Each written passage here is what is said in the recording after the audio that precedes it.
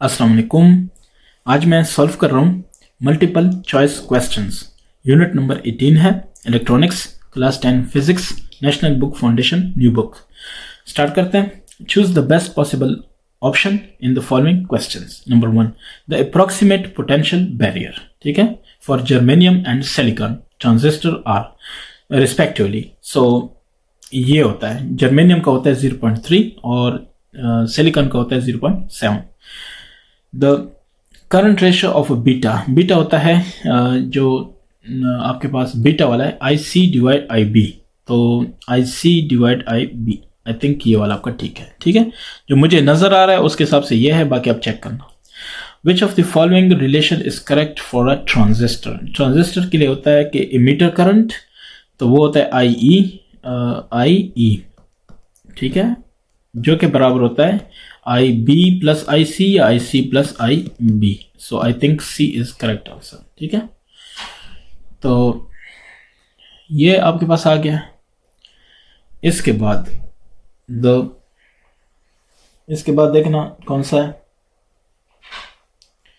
इसके बाद कह रहा है कि क्वेश्चन नंबर कौन सा, क्वेश्चन नंबर 4। हाँ, 4 कह रहा है the heavily doped region of the transistor is. Heavily doped region of a transistor is, वो कह रहे इमीटर है, कलेक्टर है, या बेस है, या ऑल ऑफ दिस है, ठीक है। आपने इसका जवाब देना है।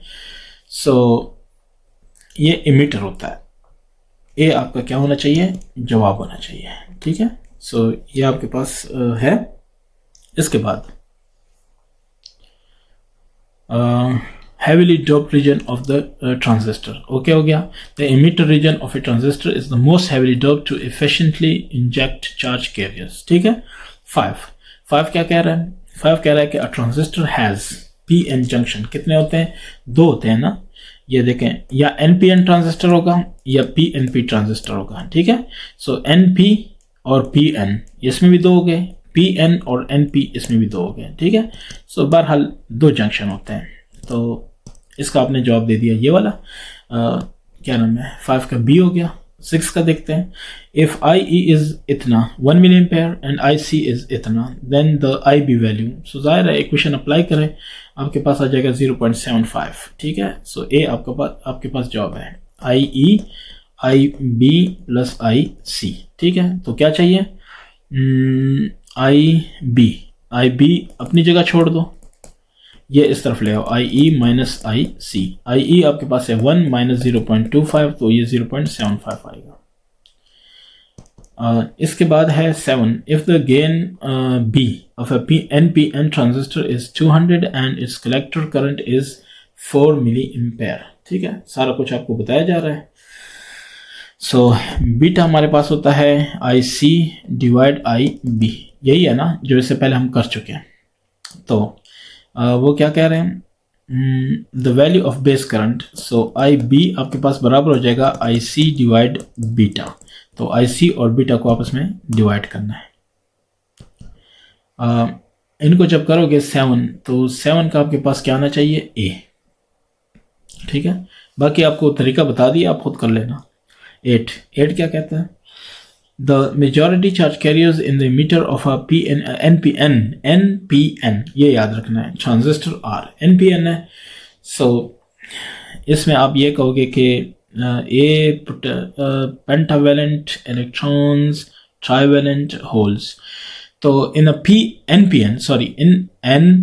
NPN transistor the emitter is N type, so the majority charge carrier are electron, ठीक है ना, NPN। तो ये इमीटर जो है वो क्या होता है, N टाइप होता है, तो दैट्स व्हाई इलेक्ट्रॉन्स होते हैं, ठीक है। इसके बाद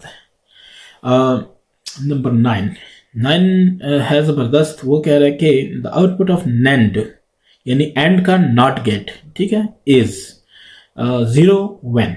ये कब 0 होता है, तो आप कहते हो कि a NAND gate output is 0 when both are 1। AND gate कब होता है, एंड तब होता है जब A भी ओके हो, ऑन हो, ये A है ऑन है, और ये B है ये भी ऑन हो, ठीक है। तो तब ये क्या होता है, ऑन होता है, आउटपुट ऑन होता है। अब NAND कब होगा, जब इसका नॉट हो, यानी ऑफ कर दिया जाए, ठीक हो गया। तो अगर आपने गेट्स पढ़े हैं तो मेरी बात की समझ आएगी, नहीं तो आपको लगेगा जैसे मैं कुछ अरबी बोल रहा हूँ। बहरहाल नंबर 9 हो गया, 9 का हो गया डी। ठीक है, both A and B are 1। 10 की बात करते हैं। 10 कहता है the output of NOR, OR gate है उसका नॉर, गेट इज 1 जब कोई भी इसका 0 हो। मैं बता देता हूँ, एन और गेट जो है give 0 only when both input are 0। OR का कब होता है 0? जब दोनों 0, यानी ये और है ना, तो अगर ये ऑन है ए वाला और बी वाला ऑफ है तो भी आउटपुट क्या होगा? ऑन होगा। ये कब ऑफ होगा? जब दोनों 0 हो, ये भी 0 ये भी 0, तब ये 0 होगा। ठीक है, अब अगर दोनों 0 होगा, वो क्या कहता है कि नॉर गेट का 1, तो अब इस पे नॉट अप्लाई करो तब जाके 1 हो जाएगा। तो इसका मतलब है ये दोनों 0 हों तो तब जाके ये 1 होगा। Both of the inputs are 0।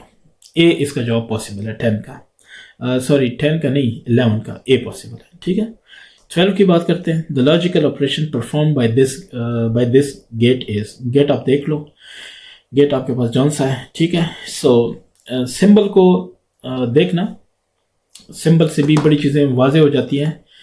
तो इसमें जो पॉसिबल है वो है,